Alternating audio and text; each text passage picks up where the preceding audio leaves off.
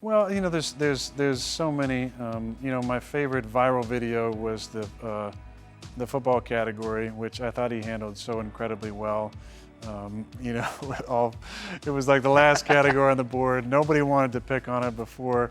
Those were the only 5 clues left, and there wasn't even a ring in. But just, how he led into that last clue was so perfect, because it was like an SNL, Celebrity Jeopardy skit where he's like, let's just look at it just for the fun of it.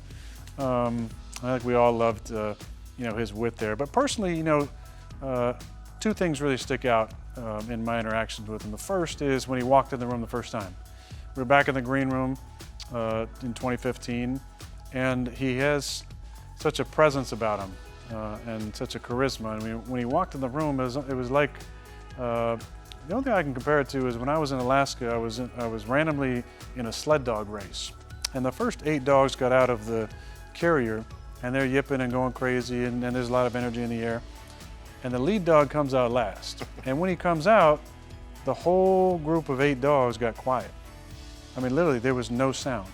And the lead dog walks up to the front of the sled, gets harnessed in, and it's time to go. And I felt like he had that presence when he came into the room. It was like everything kind of got quiet. It was like, oh my God, there's Alex Trebek. And that was a really special moment. And the second is, a